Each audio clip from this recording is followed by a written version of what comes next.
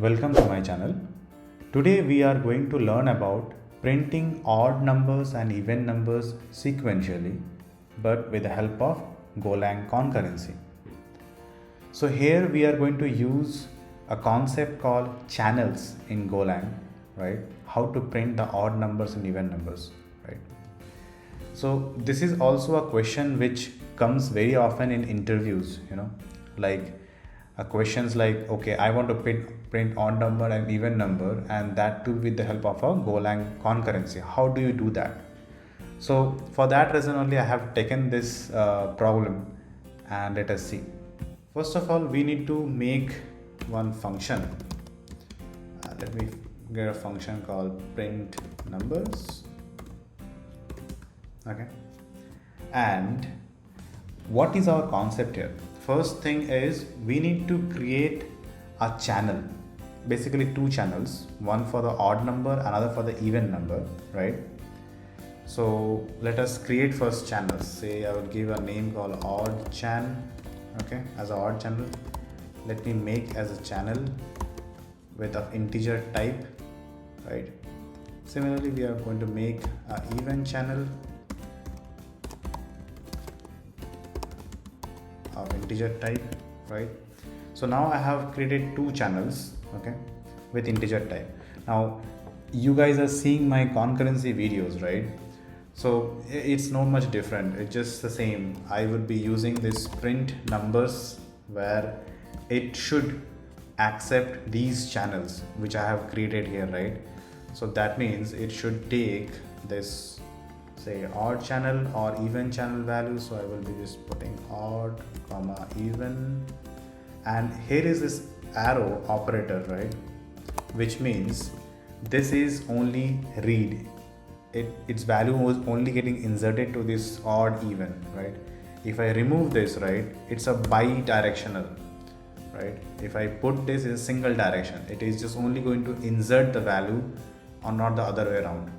Okay, so fine, this is the odd even channel, so I can simply pass for now the odd channel and the even channel, because yeah, they all expect a channel, right?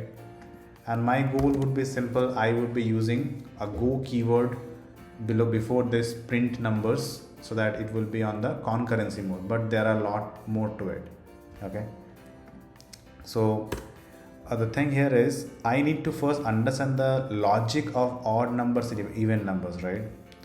So for example, if I do like this, for I equals to, I want to take a slice of say 100, right? So a range of 100 numbers with the integer type, and if I say if I, and which is say modulus 2 equals to 0, right, then what I should be doing is that whatever the value this I is having, so the I first value is say example 1, right, then it goes to 2, then it goes to 3, and so on, right? So fine, so the I is the number, so first I modulus 2 value will come, then 2 modulus 2 value will come, then 3 modulus 2 value will come, right?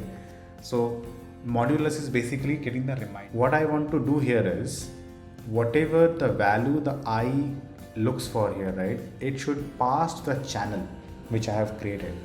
So if I do odd channel, so the value of I is now getting inserted to this odd channel, right? Now the value of I here is say 1 is going to this channel. So basically you can think like this way, channel is also kind of a value which is in this scenario returning the value.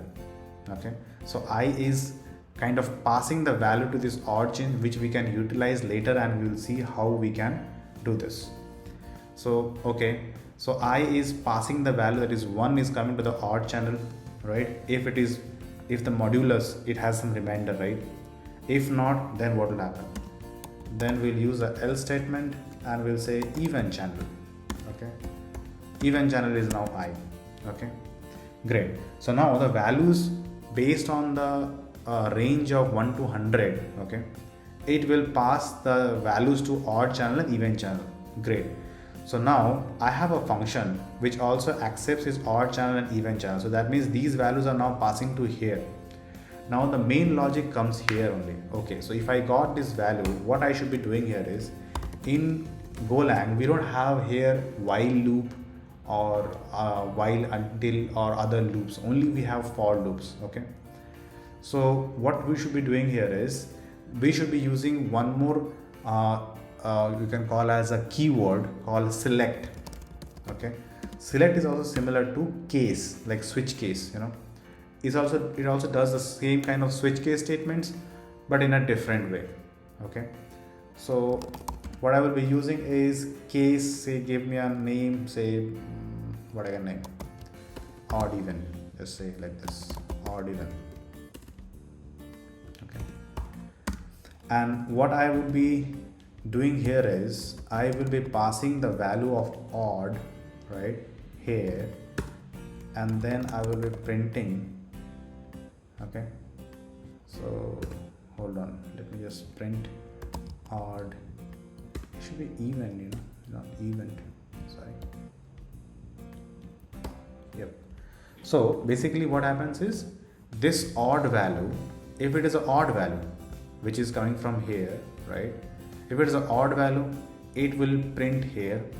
Okay, if it is an even value, it will print there. So let me just put again odd, even, and this time I'm going to put the value as even, right? Okay, odd, even, great. So let me just format. Okay, fine. So now what I'm doing is very simple program. See, what I have done here is, first I have taken a range of 1 to 100. Okay, and then I'm just checking the modulus. If the value has some reminder, okay, if the reminder is equals to 0, then it is going to the odd value. If the reminder is something, right, after the modulus, then the value is going to the even. Okay, and whatever the odd and the even value is coming, it is now passing this I value to this odd channel, and odd channel is again taken by this print numbers, right? And what does the print number says? Print number says simple thing, that whatever the value, if it is odd, it will come to this variable, odd even variable, and print the variable. If it is even, it will print the variable, right? Let me just print out how does it work.